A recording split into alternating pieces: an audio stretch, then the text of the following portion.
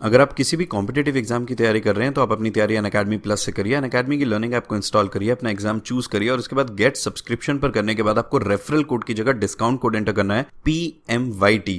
ये discount code enter करते ही आपको मैक्सिमम डिस्काउंट मिल जाएगा और ये डिस्काउंट कोड पूरे अनअकैडमी पर वैलिड है। भले ही आप UPSC, SSC, bank, CDS, NDA, state PSC, UGC, IIT, NEET किसी भी एग्जाम की अगर आप तैयारी कर रहे हैं, PMYT ये डिस्काउंट कोड लगाइए, आपको मैक्सिमम डिस्काउंट मिल जाएगा। वेलकम गाइस, कैसे हैं आप सभी। आई होप सब अच्छे होंगे, सबकी प्रिपरेशन अच्छी चल रही होगी।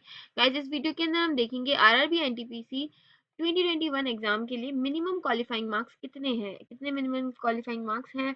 अगर इतने मार्क्स आपके नहीं आते हैं तो कोई चांस ही नहीं है कि आप नेक्स्ट स्टेज सीबीटी के लिए क्वालिफाई करें। तो यहाँ पे सीबीटी 1 और सीबीटी 2 दोनों के लिए देखेंगे कि मिनिमम क्वालिफाइंग मार्क्स कितने हैं।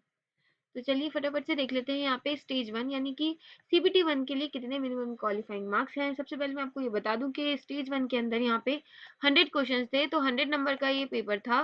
तो यहाँ पे आप देख सकते हैं इसके अंदर लिखा हुआ है minimum percentage of marks for eligibility in various categories कितनी है। यहाँ पे अगर इतने मार्क्स आपके नहीं आते तो आप सीबीटी 2 के लिए क्वालिफाई ही नहीं करेंगे। यूआर कैटेगरी के लिए यहाँ पे 40% है। इसका मतलब यहाँ पे 40 नंबर अगर किसी के आते हैं, मतलब 40 नंबर से अगर किसी के कम आते हैं तो वो लोग क्वालिफाई ही नहीं करेंगे सीबीटी 2 के लिए। नेक्स्ट है यहाँ पे ईडब्ल्यूएस कैटेगरी, उनके लिए भी सेम 40% मार्क्स ही हैं। अगर इनको बताने का मतलब ये है, काफी सारे कैंडिडेट्स को ये लग रहा है कि अगर इतने मार्क्स आ रहे हैं तो ये ही कट ऑफ रहेगी और हम लोग क्लियर कर जाएंगे। ये मिनिमम क्वालिफाइंग मार्क्स है। इसका मतलब है अगर आपके 40 मार्क्स नहीं आते हैं, उससे कम आते हैं, तो आप क्वालिफाई करेंगे ही नहीं, भले ही कट ऑफ कितनी भी जाए फिर। और जो लोग क्वालिफाई करेंगे सीबीटी 2 के लिए वो तो कट ऑफ के ऊपर डिपेंड करेगा कि कट ऑफ कितनी जाएगी। लेकिन अगर आपके इतने आते ही नहीं है तो आप क्वालिफाई ही नहीं कर सकते सीबीटी 2 के लिए। ये ऐसा नहीं है कि 40 मार्क्स आ रहे हैं तो भाई अगर आपके 40 मार्क्स आ रहे हैं तो आप क्वालिफाई कर गए सीबीटी 2 के लिए। ऐसा इसलिए ये नहीं है कि 40 मार्क्स आ रहे हैं तो क्वालिफाई कर गए। 40 से ज्यादा जो भी कट ऑफ आएगी अगर उतनी आपकी आती है, आप उसको क्रॉस करते हैं तो ही आप सीबीटी 2 के लिए क्वालिफाई करेंगे। लेकिन अगर आपके 40 मार्क्स आ ही नहीं रहे हैं तो फिर तो कोई चांस ही नहीं है कि आपका यहाँ पे सिलेक्शन होगा आगे। ओबीसी कैटेगरी के लिए यहाँ 30% है यानी 30 नंबर, एससी कैटेगरी के भी 30% है यानी 30 नंबर, एसटी कैटेगरी के लिए 25% है यानी कि 25 नंबर। चलिए आगे यहाँ पे देखते हैं सीबीटी 2। अगर अब आपका जैसे सीबीटी 2 एग्जाम होगा तो वो यहाँ पे 120 मार्क्स का होगा। 120 क्वेश्चन होंगे, 120 मार्क्स का ही पेपर होगा। इसके लिए मिनिमम परसेंटेज ऑफ मार्क्स जो एलिजिबिलिटी है वेरियस कैटेगरीज की वो देख लेते हैं। यूआर कैटेगरी के लिए 40% है।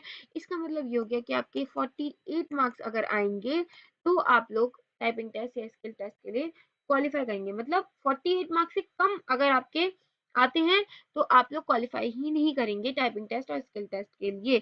48 मार्क्स से तो आपको ज्यादा ही यहाँ पे लाने पड़ेंगे, उसके बाद फिर कट ऑफ के ऊपर डिपेंड करेगा। ईडब्ल्यूएस के लिए यहाँ पे 40% मार्क्स है यानी कि सेम 48 मार्क्स आपके आने चाहिए। ओबीसी कैटेगरी के लिए 30% यानी कि जो 36 मार्क्स हैं, इससे कम बिल्कुल भी नहीं आने चाहिए।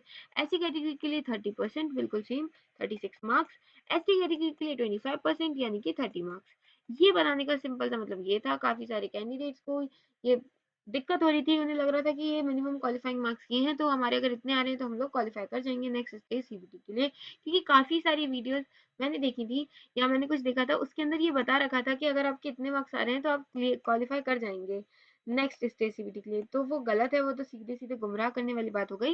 रेलवे ने ये minimum qualifying minimum eligibility marks दिए हैं कि अगर आपके इतने ही नहीं आ रहे तो आप लोग किसी भी कीमत पे नेक्स्ट स्टेज सीबीटी के लिए क्वालिफाई नहीं करेंगे। बाकी चीज जो डिपेंड करेगी वो कट ऑफ के ऊपर करेगी। कट ऑफ कितनी आती है आपकी, उसके अकॉर्डिंग आप लोगों का नेक्स्ट स्टेज सीबीटी के लिए सिलेक्शन होगा।